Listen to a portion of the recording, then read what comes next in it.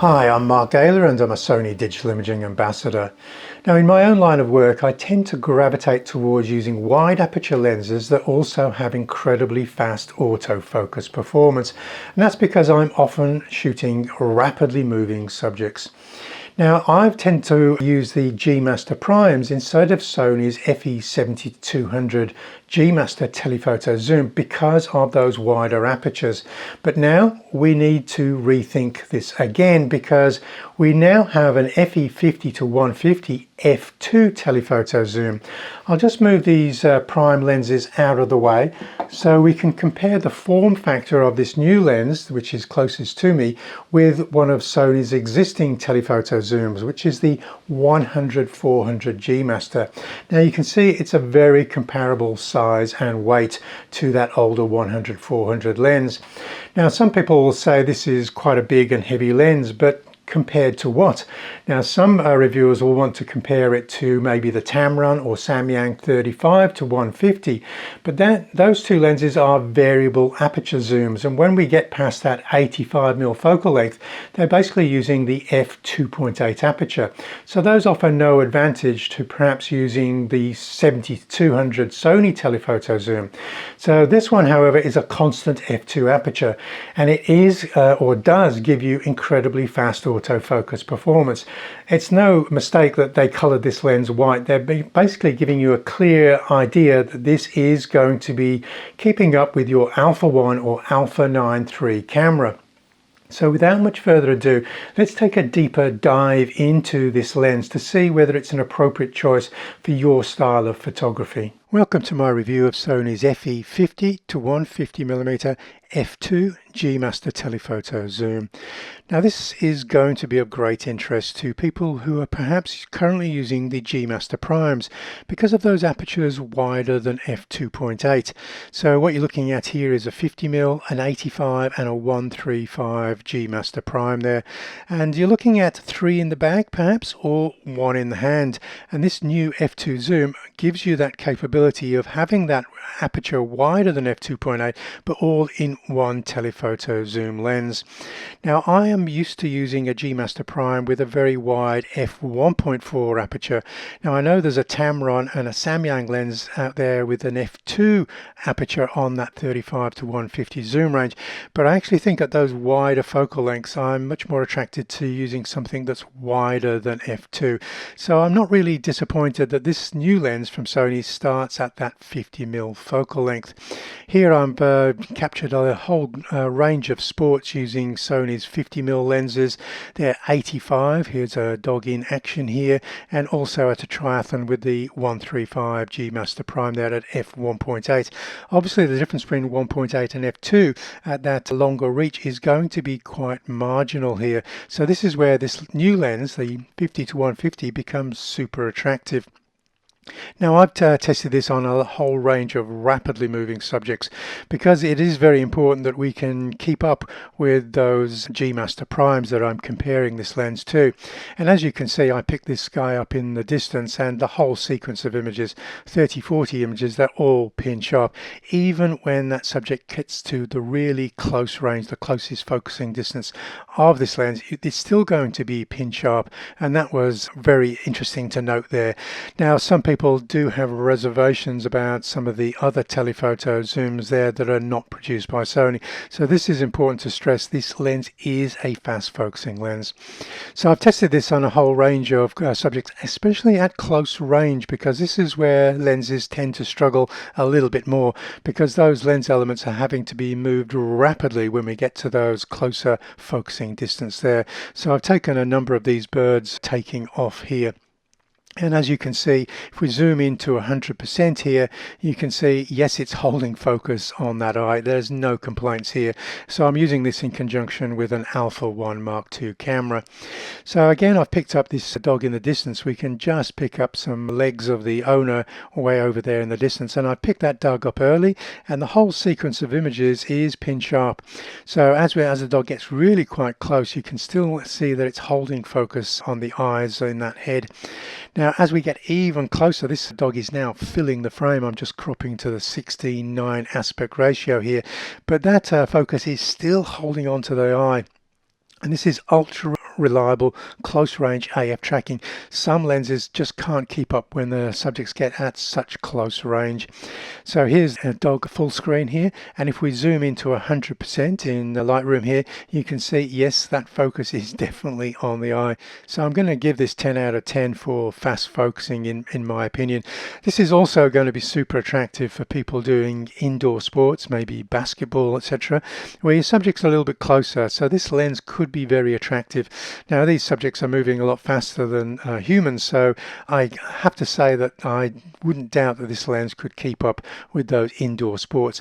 And that f2 aperture is going to give you the figure ground separation, obviously because the audience is a lot closer, so you do want that audience to be blurred behind the subject. Here you can see the beach behind this running dog at close range is sufficiently blurred for that figure ground separation. I am attracted to using previously those wide aperture G Master primes at 100% magnification, just so you're in no doubt.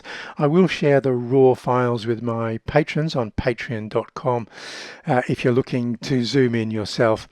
Now this is not the first lens that has explored that wider f2 aperture on a telephoto zoom. We do have the 2870. Now this is a black lens, but obviously Sony saw the sporting potential of this new 50 to 150 f2. Now if we just revisit those three G Master primes, the 50, the 85 and 135, that you might be considering using as an alternative to this f2 zoom, you'll see there the prices and also the weights of these three lenses. Now I'm listing the B&H prices here, and you're looking at over $5,000 to acquire these three primes, and you're going to be looking at a weight of just over 4.6 pounds or 2.1 kilograms there in weight. If we were just to take two of those primes, the 85 and the 135, you'll see the combined weight and also the combined price of these two primes is heavier and more expensive than the f2 zoom that we're reviewing now. That's a telephoto zoom coming in at 2.95 pounds and just over 1.3 kilograms there. Now if we look at the weight, size, form factor comparison, if you're familiar with Sony's 100-400 G Master, then there's going to be no surprises in this particular lens here, except of course the 50 to 150 has internal zoom rather than growing in size, and you can see it's slightly lighter and slightly smaller than that 100-400. So the weight is also further back in the lens, so it doesn't feel too heavy in use. Now I know it's not as light as that Tamron and Samyang 35 to 150, but this is a different lens altogether in the fact that it does have that constant f2 zoom, and it is a blazingly fast autofocus performing lens. So let's take a look at the competition. Now I don't really see the Tamron as a direct competitor to this. Yes, it has a more useful zoom range, 35 to 150, but remember it's a variable aperture zoom, so you're going to be using an aperture of f2.8 as soon as you exceed that 85mm focal length, and it doesn't have the internal zoom that the new Sony has. So I don't see that really as a competing lens for that sports fast action genre that I've been testing this new lens with. I haven't reviewed that Tamron lens, the 35 to 150, and most people do enjoy and have nothing but good to say about that particular lens, except there are a couple of reservations. I've picked out a couple of the most respected reviewers here. Dustin Abbott basically saying probably not the best lens for sports, some reservation there with AF performance, and Gerald Undone also repeated that by saying in extreme situation AF falls short. Also, a lot of the reviewers had issues with flare. Notably, Chris Nichols, formerly of DP Review, said in November 2021, "I have not seen flare this excessive since, well, our very last review of the Tamron 2875. I thought that lens had problems, but this has a very complex optical formula, and when you point this at the sun, you get tons of reflections. I mean, it's so bad, it's almost good." Now, I have to say that complex optical formula is also repeated in the Sony new telephoto zooms, but it doesn't have those issues with flare.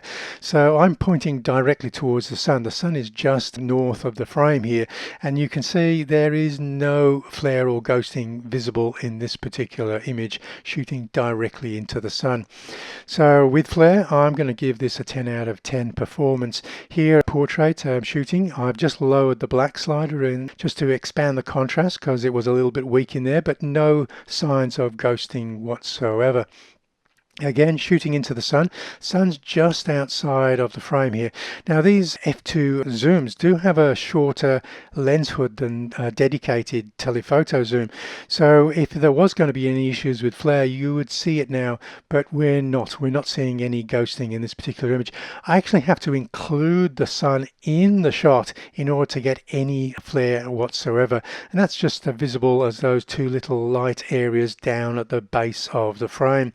So again, I really don't think that any lens is going to better this in terms of flare performance. If you compare this in size, weight alongside the Tamron is a sizable lens, but it is significantly smaller and lighter than the new Sony. But again, you're not comparing like with like here. We've got that constant f2 aperture, and that does require a much larger front element on this lens and does require that extra length there. It's fairer to actually compare it with some of the white telephoto zooms that we see from Sony, such as the 7200 f2.8 G Master Mark II. This is a similar sort of length, even though the new 50-150 has that wider front end because it's collecting more light, courtesy of that one-stop wider aperture there. But you see that it's like the 7200, it has that internal zoom, and so we are holding it to that 200 millimeters length there. You may want to freeze the movie here or just pause if you're looking for a particular comparison of specifications. Yes, I am still comparing it to the Tamron here. The Samyang also compares in a very similar fashion. It's almost, those two lenses are very close in performance and features here. So what I can call out being an advantage for the Sony is that constant f2 aperture. It's actually 3 millimeters shorter at that 150 millimeter because the Tamron does extend when it zooms.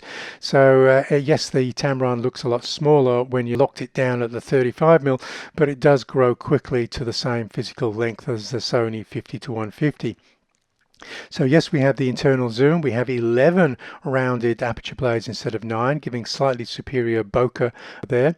We have an aperture ring on the Sony lens. We have 4 XT linear focus motors, and they are really needed because we're moving some quite big lens elements here. We have a slightly superior maximum magnification ratio than on the Tamron there. It has the ability to use Sony's focus breathing compensation. It also is heavily suppressed already, so if you don't have a late model alpha camera that has that focus breathing compensation, you'll see very little focus breathing on this lens. Thing that I'm going to point out that this lens is a negative is that it's not compatible with Sony's teleconverters, and I'll talk about that a little bit more later. If we bring the Sony 7200 f2.8, which I think is a competing lens that because of the sporting connotations here, you'll see that 7200 performs pretty much as good or better than the new lens in all but one area, and that is the wide aperture. Certainly the 50-150 has that one-stop wider aperture, and that gives you that greater figure ground separation, which is really required perhaps when doing indoor sports or where you're just preferring more figure ground separation. We do have to take a little bit of a compromise here, and those major compromises are the lack of in-lens stabilization or optical SteadyShot and the compatibility with Sony's teleconverters. The plus points, however, is that constant f2 aperture, the internal zoom, the ultra fast AF, courtesy of the 4x XT high thrust linear focus motors, superior GM bokeh, and flare resistance.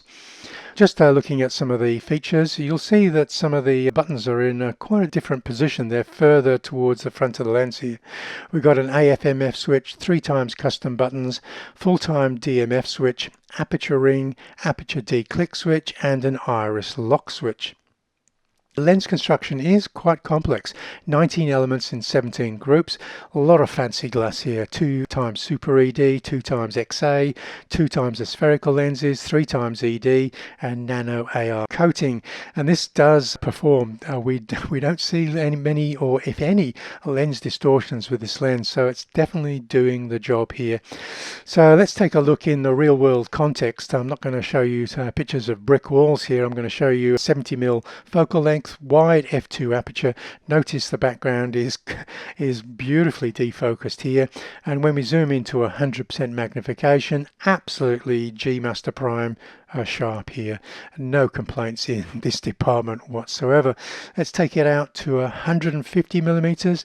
Again, absolutely complete silken smooth background now at that longer focal length, still at that f2 aperture, and zooming into 100%, and again really pin sharp. No one is going to be disappointed in the sharpness of this zoom.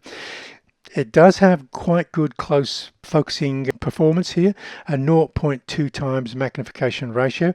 Not quite as good as the 7200G master telephoto zoom, but it certainly betters the 50 and 85mm G master primes, and it's just not quite as good as the 135 G master prime, but it is good enough to put something quite small and quite big in the lens. And this isn't cropped other than cropping it to the 16:9 aspect ratio, and this is a very small piece of fishing tackle in this guy's hand here. Negatives, I'm not going to hide the negatives here. It's not compatible with the teleconverters, and it's got no optical SteadyShot or OSS. Sadly, this doesn't mean that the lens could have become a 225mm f2.8 or a 300mm f4 lens. Very attractive stats there, but obviously the difficulty in getting this constant f2 zoom has led to these small compromises here.